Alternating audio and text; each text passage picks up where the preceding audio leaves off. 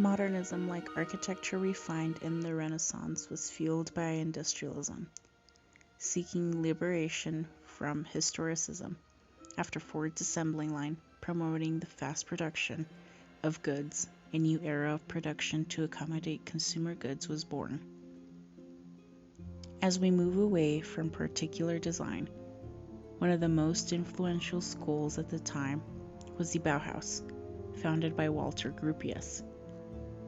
The school taught its students crafts and architecture that could help them sell what they produced. It has been tailored to the new movement of industrialists. The school was versatile for those it welcomed, so much so that women could even be part of the Bauhaus. Thereafter, architects like Le Corbusier, Mies, Adolf Loos, and many others were inspired by a new industrialized architecture. The Industrial Revolution began in England about 1760 to sometime between 1820 and 1840. This transition included going from hand production methods to machines, new chemical manufacturing and iron production processes, the increasing use of steam power, the development of machine tools, and the rise of the factory system, which led to radical changes at every level of civilization throughout the world.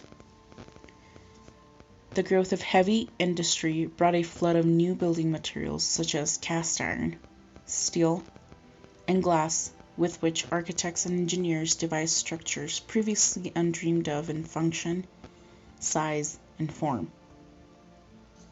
The modern movement of architecture represents a dramatic shift in the design of buildings, away from the traditional forms and construction techniques of the past and towards a new era of design.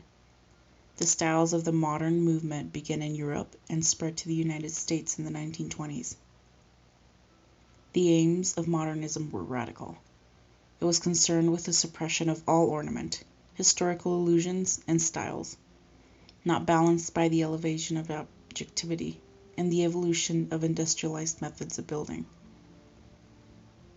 They all agreed on the need of rational responses to contemporary needs, using modern materials, mass-produced building components, and experimental industrial methods of construction.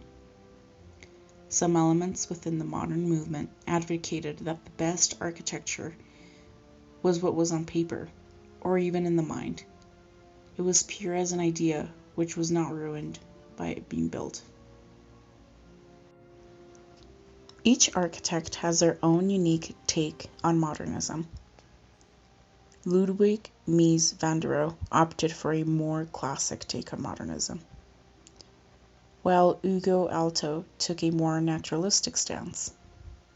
Each architect expressed these different styles through the materials they choose. This becomes a shift from a machine-like modernism to a humanist modernism.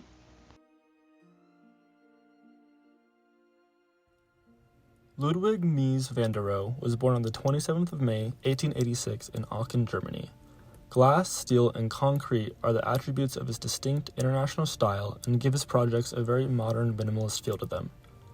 He referred to this combination of materials as almost nothing. The quote, "less is more," is often associated with him and his work.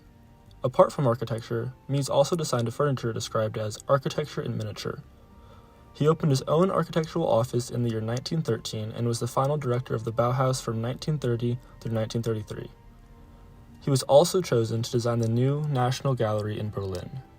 From the philosophical perspective, the Tugendhat Villa particularly reflects the influence of the German Catholic modern movement on van der Rohe. Modern architecture does not mean the use of immature new materials. The main thing is to refine materials in a more human direction. Alvar Aalto. Hugo Alvar Henrik Aalto was born on February 3, 1898 in Kortane, Finland. Later in life, Aalto studied architecture at the Helsinki University of Technology. During the 20s, Alvar and his wife, Aino, who was also an architect, both became familiar with modernism and international style. As he began working, his architecture started to adopt the principles of user-friendly functional design. Aalto is recognized for the use of organic forms, natural materials, and increasing freedom in the handling of space. In 1921, Alto set up his first architectural practice in Yazvakila. Not only was he in the architecture business, but Alto was also a furniture designer. He was passionate about creating chairs, stools, and glass vases, which are collector's items for those who are fans of his work.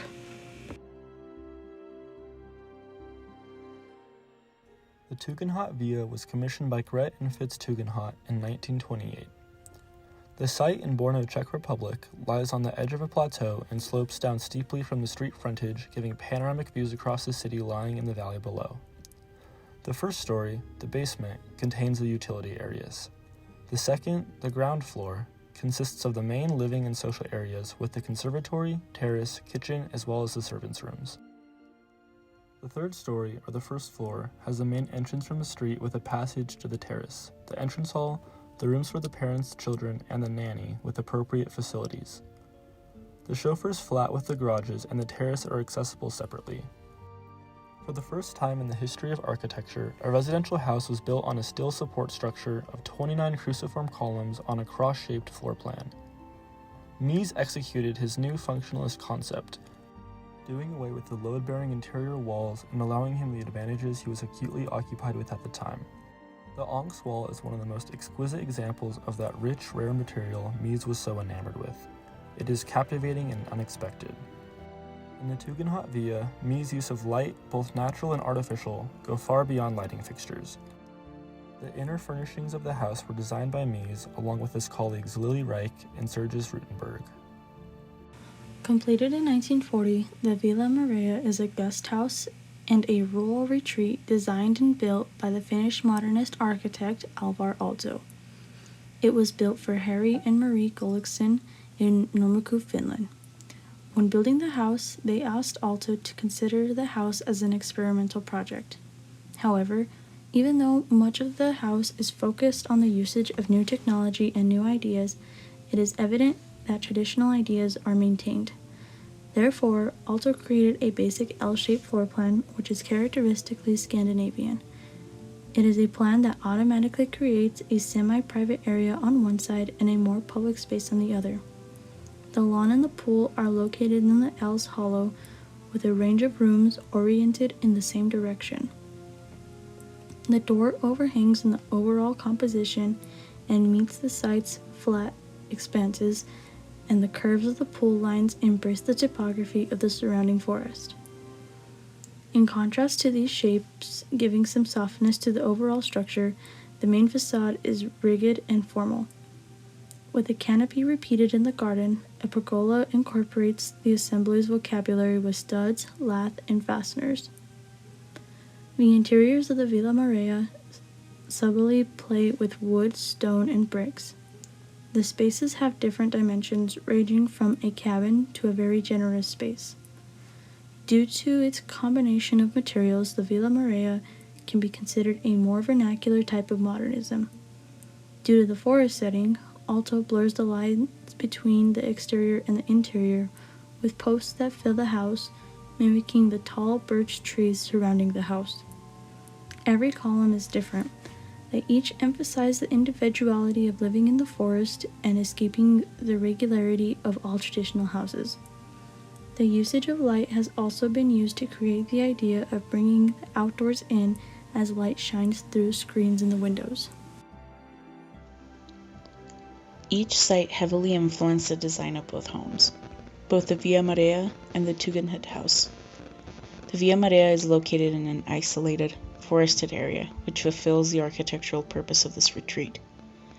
The Tugendhat house is located in a city at the edge of the street. This influences its simple facade against the cityscape. Set back from the street, the Tugendhat house appears long and low. There is no entry door visible from the north facade. The Tugendhat's simplistic facades supports Mies' tagline, "Less is more." The Villa Maria courtyard is framed by the L-shaped facades, with the dining room and kitchen area at the lowest level, and the sauna and irregular swimming pool along the third side of the facade. The painting studio rises like a tower from the upper floor, with wooden poles, The remaining facades have irregular, white, rendered brick surfaces. A key feature of both houses is the open floor plan. This provides a clear boundary between the public and private space, as well as give both houses a more open, natural feeling to them. It also allows for people to move through the public spaces freely. A key component to the success of the open floor plan are the columns. They allow for the spaces to seamlessly blend and flow together throughout the house and are vital to the structural success of the house. The Tugendhat house utilizes cruciform columns faced in chromium steel, while the Villa Maria uses freestanding tubular steel columns. While each architect designed a modernist house, their individual styles are clearly expressed. Ludwig Mies van der Rohe opted for a classic modernism, or the home as a machine, while Ugo Alto took a more humanistic approach to modernism. These differences are what make each house unique.